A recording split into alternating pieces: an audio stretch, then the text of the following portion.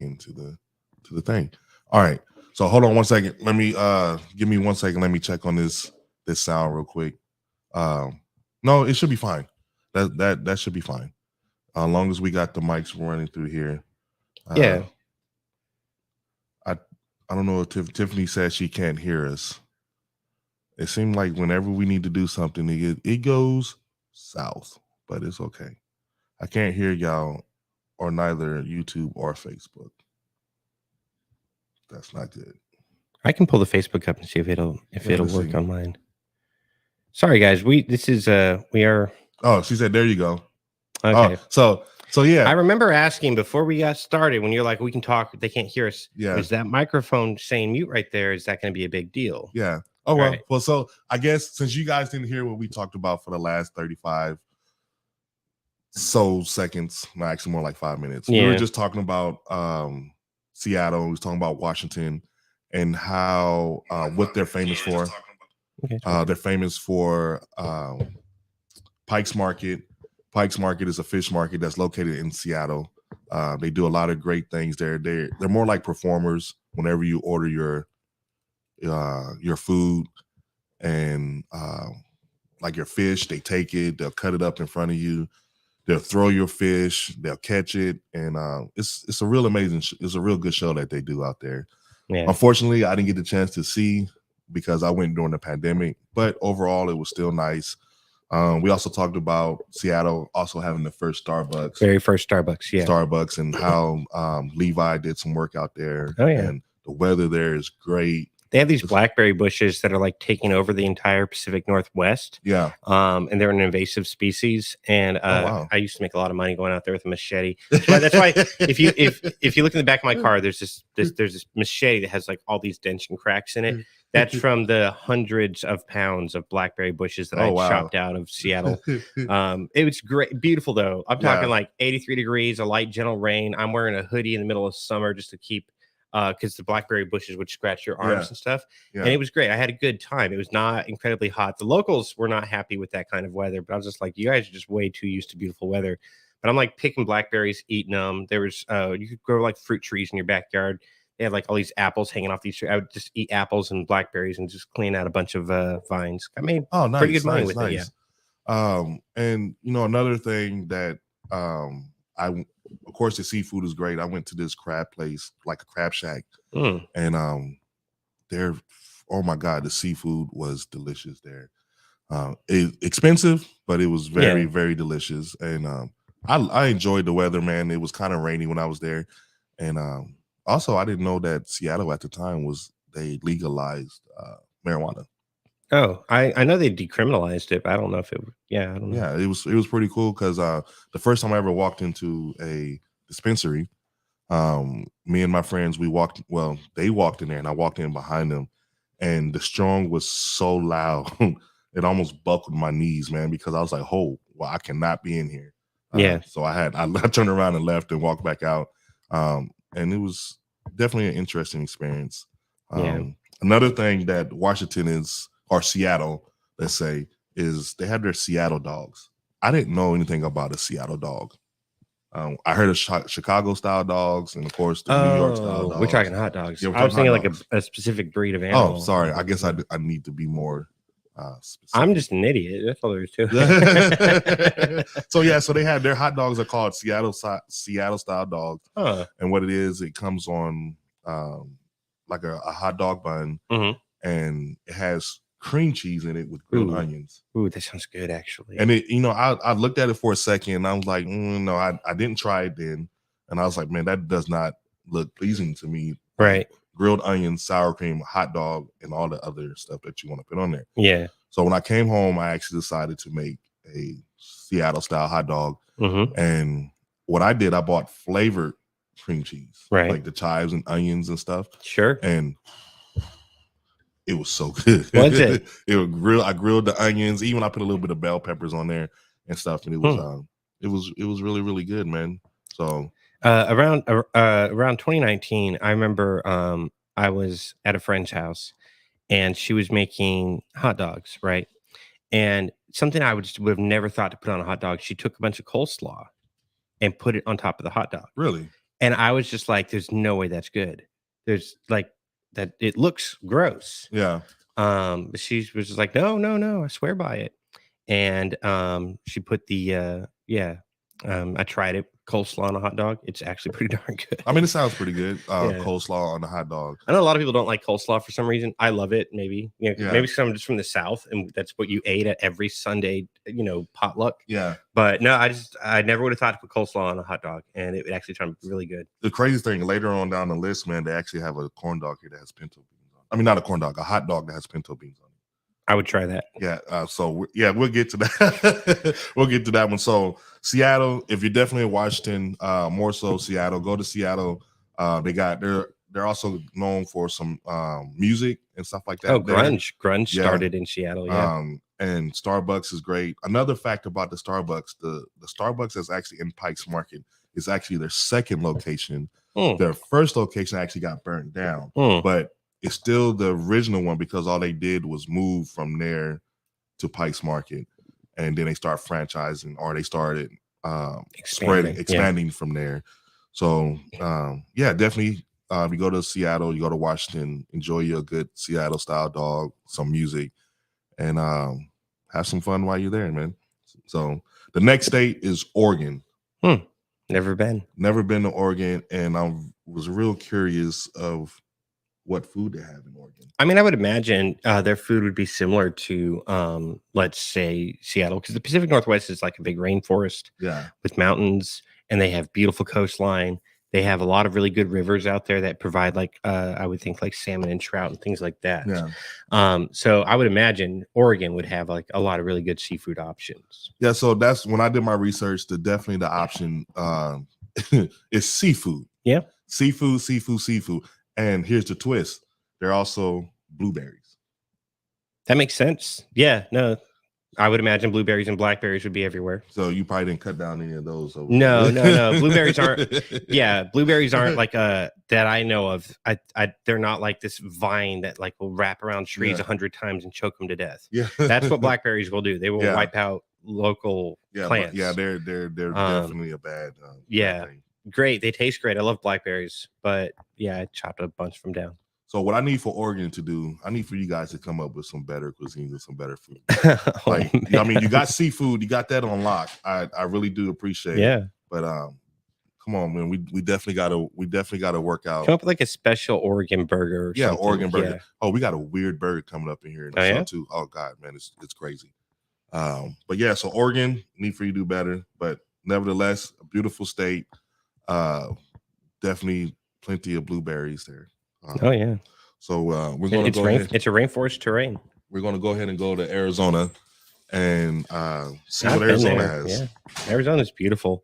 I've been to Flagstaff a lot when I was a kid. We went to Grand Canyon, all the sights to see, the Painted Desert, beautiful. The Petrified Forest, just beautiful country. Yeah. So we got we got Tiffany commenting, says nowhere near the coast. Who would have guessed Oregon had good seafood? They're on the Pacific Ocean. It's on the Pacific Ocean. I would imagine they have great food. I mean, I don't think California it's not far from. If you think about like where Oregon and Washington State are, they're not far. Yeah. If you by a straight line to say Juneau, Alaska, where you have like all the crabbers and stuff. Yeah. And so I don't think. I mean, I lived in California, and I don't think California has great seafood for some reason. That's just me. They have seafood, of course, they're along the coast, but I don't think they have great seafood. They have great food. I don't think seafood. That's just my personal opinion. I could be 100% wrong. But I've had we're seafood. Gonna get a million California haters in here. I had seafood in California, and I wasn't really. Maybe it was the restaurant. So what does Oregon have special? Because I'm not Oregon, Arizona. I'm sorry, NCAA Ducks. We're getting sidetracked back to Oregon. You guys had your chance, you lost. So what does Arizona have that's super special? Because I know Arizona borders New Mexico. I would imagine they have amazing Mexican food. Let's see, Arizona. I've only been through there a couple times though. So they have Navajo tacos. Ooh, yeah. So can you tell me about? So I looked up Navajo tacos and look like you know what it is, or sound like you know what they are. I mean, it sounds like it's something that's good. Like I know the Navajo Nation is in Arizona along with the Pueblo peoples as well. But I could just imagine that sounds really good. Okay, so when I did my research on Navajo tacos, and it looks so delicious. So imagine a fried flatbread, okay, with all the toppings of a taco on top of it, and it's laying flat. That sounds really good. Like it looks so delicious, and you can use like black olives, of course. You can use whatever toppings you want on it, and it has the nice meaty substance right in the center of it. But it's a fried Indian bread, really. Yeah. So I guess I really want. I don't even know if I could say it was an Indian bread, even though that's what it said when I did my research, that it was an Indian style bread. But why would it be a Navajo taco? Well, when they said Indian, they probably meant like as in a Native American Indian. But they said India. I'm sorry, they said India. India, okay. So maybe I'm wrong. Maybe I misread that. But anyway, it looks extremely well. It's a fried flatbread. I guess you go to Taco Bell, the closest thing you're gonna get to a Navajo taco is a chalupa. Maybe. Yeah. The chalupas aren't bad. Yeah, so you fry flatbread, and take your chalupa and you lay it flat, and you put all your meaty and all that stuff on top of it, and you got yourself a Navajo taco. That sounds wonderful, actually. I need to try this. That sounds really. I think we definitely need to do that on the show. Yeah, looking at your notes though, I definitely know what the next one is. What's that? The prickly pear cactus. Yeah. So we got the prickly pear cactus. So I'm a little bit confused about this. Do they just go out and just start eating prickly pear cactus? Yeah, if you pick all the spines off, yeah. So you can eat a prickly pear. Yeah, you can roast it on a campfire and eat it. So I had to spend all this time taking the little thorns out. Yeah, unless you want to like stab yourself in the mouth. Yeah, you have to clean it off. But they probably have some like efficient way of doing it, like they could rub it or something on something and get all the pricklies off. But yeah, no, prickly pear cactuses, you can like put them in a campfire. I did it when I was in Boy Scouts because we had prickly pears all over New Mexico too. You put them in the campfire, you can cook them, you can eat them. Yeah. You can also they're also a great source of water. Okay. So like they store water inside of them because they're a drought resistant plant. So if like you're really thirsty, you can get a prickly pear, take your knife, cut all the pricklies off of it, and then you can squeeze water out of it. So the question I have, you said you had it before, right? Yeah, when I was a kid. Okay, so the question I have is, I've never had it. I had like flavored drinks where it says like prickly pear drink or whatever, and they're all really good. But I never had a prickly pear. Is it actually a fruit? Is it more fruity? It's more vegetable. More vegetable. Yeah. So it's not sweet. I don't remember it being sweet, but again, it was like cooked over a campfire. Like this was a long time ago. Because when I'm thinking pear, I'm thinking like a fruit. No. It's they're kind of pear shaped. Let me pull up a picture for you what it looks like.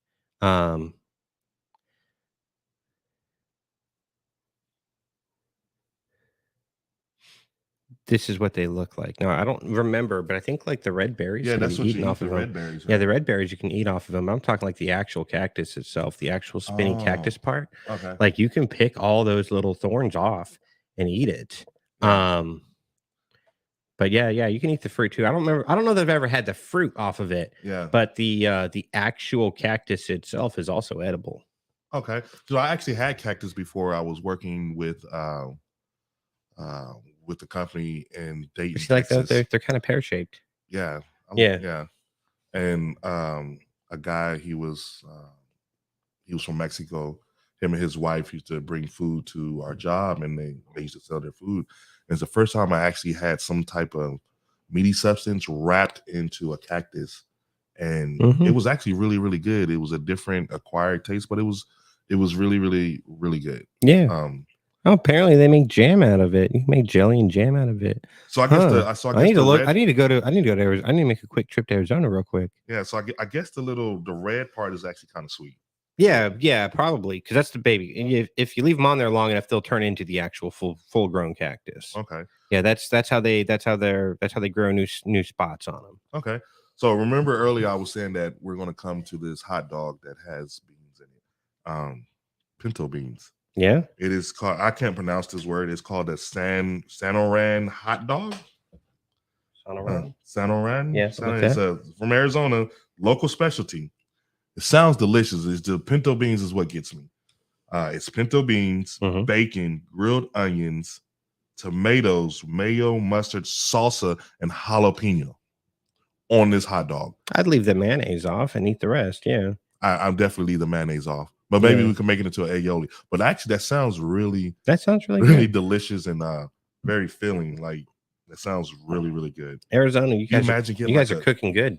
Like a 6, like get you like a 6-inch or a 12, like a foot long hot dog, and you just jamming all that stuff on there, and oh man, that's probably so good. And you know, I got to put a little hot sauce on there and stuff. That sounds really good. Pinto beans, though, I really want to know how that tastes. Interesting. We might have to try one. Find a recipe and try it. Yeah. So next one we got is Idaho. We all know what Idaho stands for. And no, I'm not the hoe. But Idaho potatoes, definitely. They make a lot of potatoes. Finger steaks. So when I seen this, I thought they were actually talking about like steak potatoes, like when they cut them into like little strips or whatever. Yeah. But they actually take steak, cut it into strips, and they deep fry it. Huh. A sirloin steak fried and served with some type of dipping sauce. Huh. Prefer ranch. Well, that makes sense considering Idaho. Yeah. I'm just so they take sirloin steak, they cut it into strips, and they deep fry it, and they dip that into ranch. I want to say good job, but I also want to say, why do you mess up a perfectly good steak? Yeah, I don't know. Huh? I mean, it's Idaho, so like, I have family out in Idaho. They're kind of weird. They're kind of weird. Yeah. What are they're eating finger steaks. Oh, that's probably it. Another thing that they're good for, this is interesting, that they're known for, is ice wine grapes. So apparently, it's a process of making wine where they freeze the grapes, and then they start the wine process. Huh. I'm so interested in that because how does it ferment if it's frozen? That's the question I had. That's wild. So, but I actually got the chance to talk to somebody. I was at a local bar here, and they happened to be from Idaho. And she said she heard of it, and she said the exact same thing that my research said when I did the research on, was that it enhances the flavor of the wine. Okay. So she's like, if you imagine a regular wine that you like, and then you take the wine that you like and you start the ice grape process, the flavor would be more impactful, more, I guess, better, I guess. So that's interesting. Ice wine grape. So if you're in Idaho, people, definitely go out, get you some finger steaks, and enjoy you a nice glass of ice grape wine. I don't know if there's different like names for it, but I know the process is called ice wine grapes. They let the grapes freeze, and then they start the process. That's interesting. Yeah, I need to ask my family if they do that. Yeah, that's really interesting. So then I decided to do some research on Alaska. America's last frontier, as they call it. The last frontier. Alaska. I could tell you right now. There's parts of Alaska, like it's partially the parts that come down near Canada. Yeah. There's parts of it that are like perpetual rainforests, just like they have in like the Pacific Northwest and stuff. There's a big, beautiful park out there. I think the park is actually in British Columbia, which is part of Canada, not Alaska. But when I was living out there, one of my, like, after COVID was over with, my plan was to go visit that rainforest where they have like old growth trees and stuff. Yeah. But then I ended up moving away before I could ever do it. So, when I think of Alaska, I'm thinking, of course, seafood. And I'm also thinking about that TV show Deadliest Catch. Oh yeah, no, for real. Yeah, because that's where like a lot of the lobsters and stuff are. Yeah. And then you also have like Alaska's these like massive rivers where like all the salmon jump all the way up to the inner part of the state to like lay their eggs, and they all swim back out to the sea. So the sheer amount of fish that just naturally is there in and around Alaska is just hard to actually comprehend. Yeah, you're talking massive schools of fish. You're talking an entire ecosystem around the fish. Yeah. So I'm thinking, I was sitting here, I was like, that's all they got up there is fish. That's what I was thinking. If you ask me like anything about Alaska, I'd be like, I bet it's fish related. Yeah. So they wild game. They actually have reindeer sausages. Are there reindeer in Alaska? I thought that was a European thing.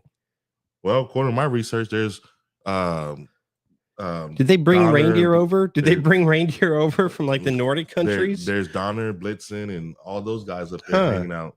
Poor Santa Claus got to make sure he keep his deer safe because people are making deer sausages. People are eating them. That's wild. I mean, like, there's a lot of immigrants in Alaska. I would believe it that maybe some of them brought reindeer. Maybe there's local reindeer in North America I didn't know about. Reindeer sausages. That's wild. Poor Rudolph. Yeah. I mean, reindeer look cute, so I guess it would be hard to eat them. Do they not hunt moose? Do they hunt moose up there? Yes, they any type of wild game up there. Oh, okay. It's just specifically reindeer. I need to look that up. I don't believe this. I thought they were North American. As I say, they got. I thought they were European. I was like reindeer sausages. I'm like, all right, well, I'm gonna write it down. And I did a little bit more research. I'm like, all right, whatever, reindeer sausages. The next one is when you find that, let me know. Yeah, they got reindeer farms in like Palmer, Alaska and stuff. Huh. See, we're educating you while we're talking about food. This is amazing. So would you try reindeer? They are. Okay, so reindeer are indigenous to North America. Okay, they're okay. Northern Europe, Siberia, North America. Wow. Would you try reindeer sausage? Oh yeah. Easy. I wonder what there's very few foods I'll turn my nose up at. Oh, poor Donner. Yeah, well. What's the other? You should have. You should have let Rudolph play in those reindeer games. Do you know? Do you even know all the names of the reindeer? I probably do. There's Dasher and Dancer and Prancer and Vixen, Comet and Cupid and Donner and Blitzen. Yeah. That's all 8 of them. Yep. And apparently I have kids. They make good deer sausages. All right. So another one. This one was a wild one. Right. I'm going to spell it for you. It's called ATUT. AQ. Atatuk. Yeah, maybe. Ice cream. Atatuk. So it's made with moose fat or seal oil. You can make it sweet or savory. Type of version of an ice cream. The savory style is made with meat and fish. That means it's like a meat ice cream. I'm not gonna lie, that sounds horrible. I'll try it once. That sounds horrible. When Alaska is one of those places I've always wanted to visit. Yeah. And I do plan on someday, like when I retire, get an RV. Yeah. Is to like RV through the Pacific Northwest into British Columbia and then into Alaska. That is my plan. Hitting all the parks on the way. Yeah. I'll try it. Yeah, I'll try anything once. That sounds like. That sounds like it was created by people who spend 9 months out of the year in perpetual winter. Yeah, that sounds like people who don't see the sun for like 4 months at a time. It has moose fat and seal oil, and you can make. Do they club the baby seals to get the seal oil? Levi. Womp womp womp. Hold on, where's my button at? The emotional. I need it. Yeah. There you go. Yep. Emotional damage. In the very beginning, when you hear that smack, that's the baby seal getting clubbed. Emotional damage. Poor guy. At least he made a good Rocky Road or good mint ice cream. Hey, I want to. Would you eat that mint? If they'll add mint to it, I'll eat it. Yeah. I'm a huge mint guy. Just wait till I get my flower beds built in my back porch. There's gonna be like 1 flower and like 5 pots of mint. So you go up there. Can I get one of the a scoop of the Atatuk ice cream, savory with mint? With mint, yes. Make a float out of it. Put it into a cup of root beer. Yeah, there we go. There we go. Horrible. Once again, folks, I'll try it once. Moving on, Alaska. Wild game. Wild people, wild game, wild sketch. Atatuk ice cream. Atatuk. Something. If you're in Alaska, give it a shot. It's a thing there, so it's pretty common. Try it. Yeah. If you tried it, or if you know anybody who tried it, comment on. I am really curious. If anybody has tried this ice cream, please comment at the bottom. Shana, we haven't gotten to Michigan yet, but we will. Yeah, we did. If you tried, I will bring you on the show just so you could describe that, because I want to know the texture of it, the smell. I wonder if we can like order some. I wonder if like Bluebell has. How would you get the moose grease all the way down here? How would you get the seal oil down here? Yeah, or shea oil. So we'll have to use like regular. It's probably a local thing, because like you do realize like some local communities are exempt from certain laws, right? Like, so if you're an indigenous person in Alaska, and if hunting seal was part of your group's livelihood for hundreds, if not thousands of years, you can still hunt seal. But like the big companies can't go out there and hunt the seals. Yeah, so. I think I'm just gonna pass. Once again, if you're in Alaska, bring your coat. It's cold, and eat a lot of salmon. It is cold in Alaska. I've heard of people who go on Alaskan cruises thinking they're on a cruise in Alaska. I'm like, no, it's gonna be cold up there. Yeah, they didn't take coats. They had to buy coats on the cruise ship because they didn't think of like Alaska's cold. So let's go, California. What do you got to bring for us? Mexican cuisine. We all know that Texas has the best style Mexican food. But second only to New Mexico. Baja style, I guess, in California. Once, who would have ever thought that? Shayna, what's going on, girl? How you doing? They don't season anything. Is that in Michigan or Alaska? Yeah, she's hating on Michigan right now. Don't worry, Shayna. We'll get to the Michigan state. We'll hit the Rust Belt, the Midwest states here in a bit. Yeah, Texas. Hey, we're trying to get through the West Coast here. You're trying to like you're beefing with Michigan for no reason. Michigan's gonna be. I think that's gonna be on part 2, and we might bring you on just to talk about eating saltine crackers and milk. But anyway, yeah. So California. So I never thought. So when I think of California, I think of like, I ain't gonna lie, I think of like bougie people, like Life of the Rich and Famous, the Valley Girls, right? Sure. So this one actually makes sense to me. Cobb salad. I don't know anything about it. How does a state just? They're famous for Cobb salad. Let me look up a Cobb salad. So I'm not sure what we're talking about. Cobb salad is like, I think it's the boiled eggs and all veggies. Oh, okay, sounds good. I think that's what a Cobb salad, and it has Cobb salad.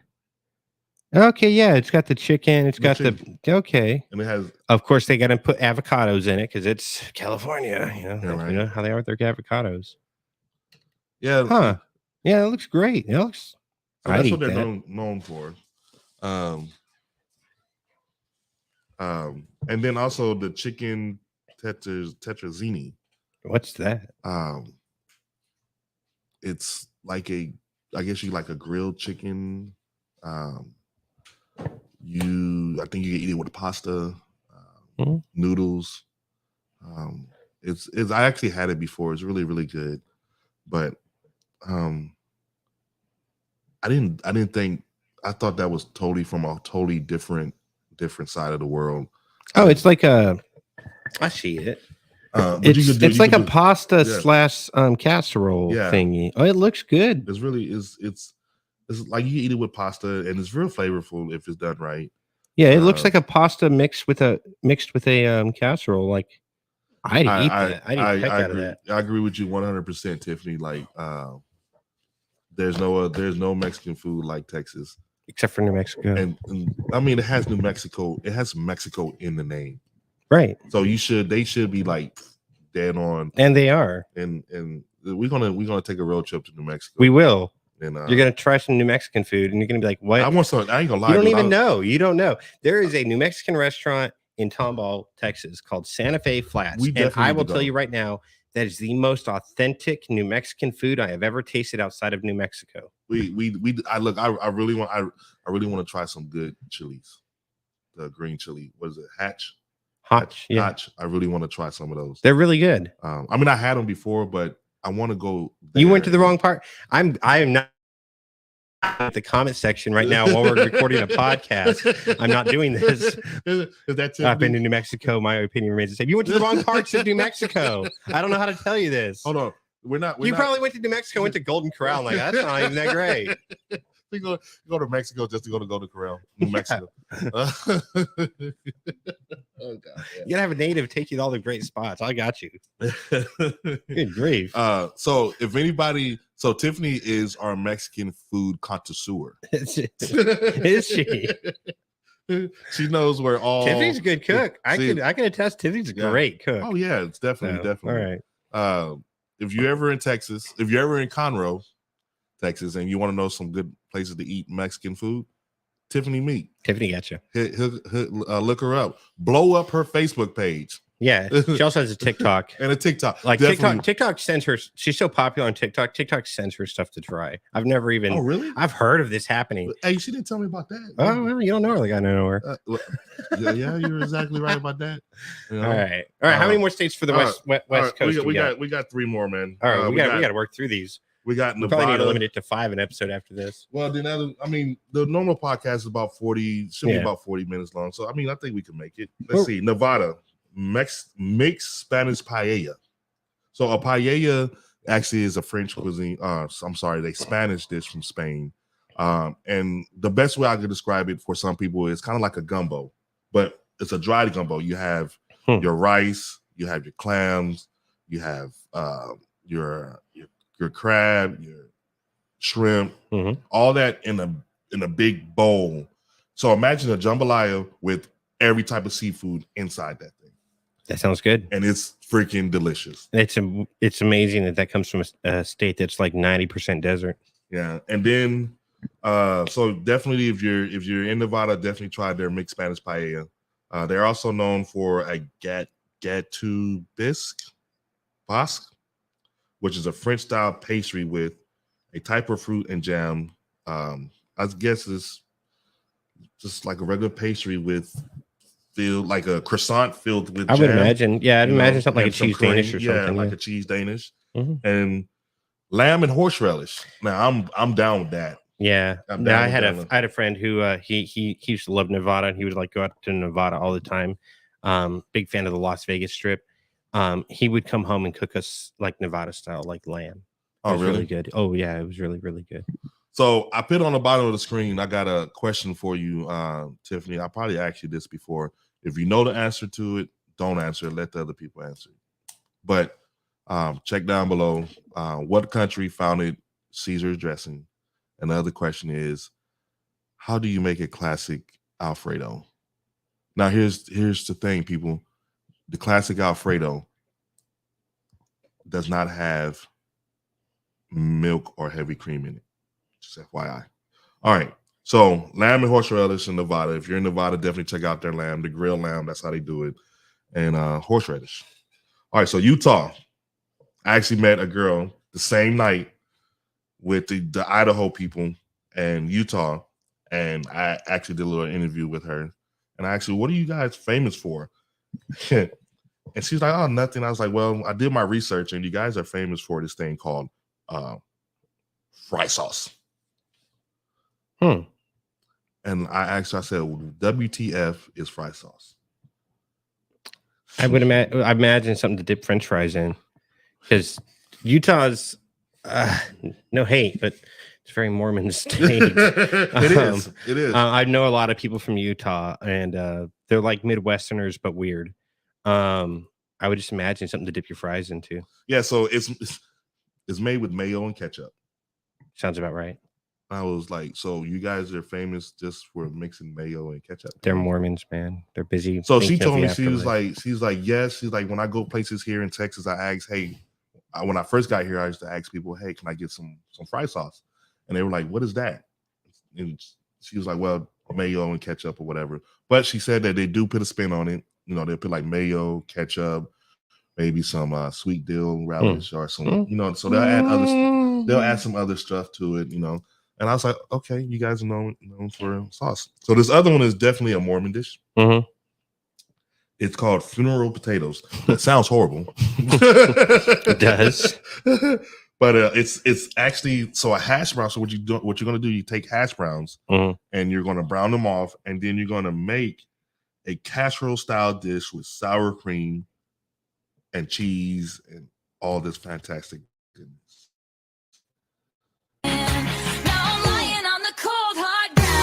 No, I'm not feeling it. All right. Oh man. So if you're in Utah, people, they have a massive salt lake that has more fish per square meter then the Great Lakes of Michigan. And the best thing they can come up with is a really weird fry sauce and a really weird hash brown. Y'all need to go back to the drawing board.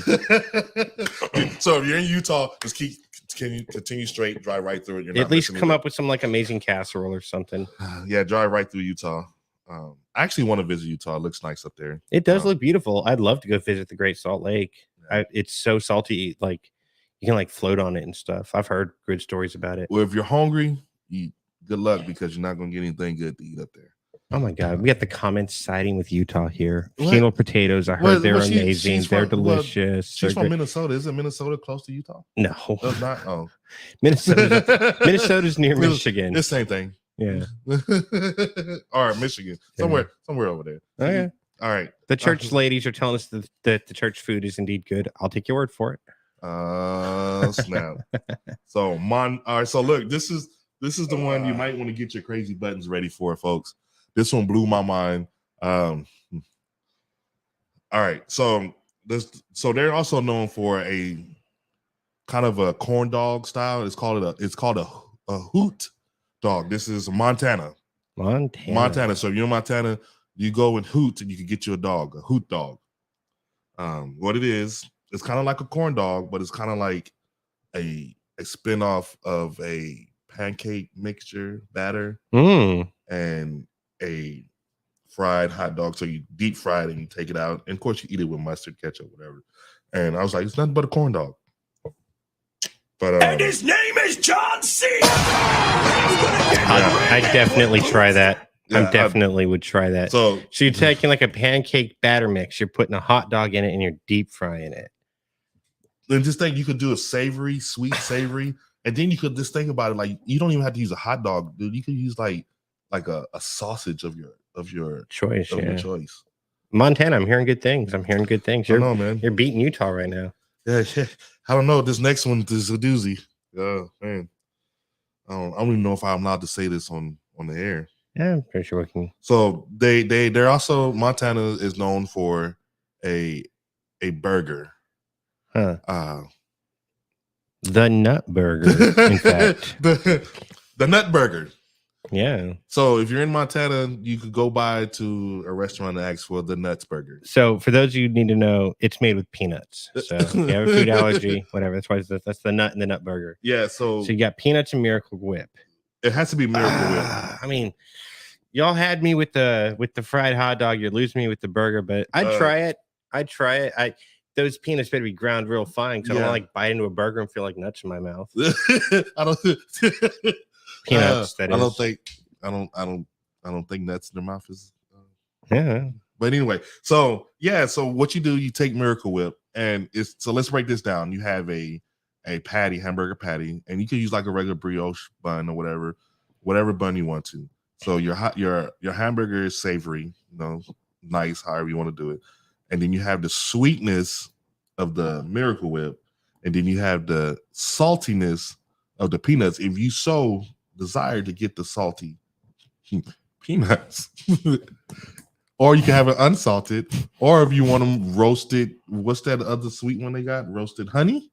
Imagine putting that into the, well, that's a little bit, they're both sweet. So I could see that there's hope for this burger.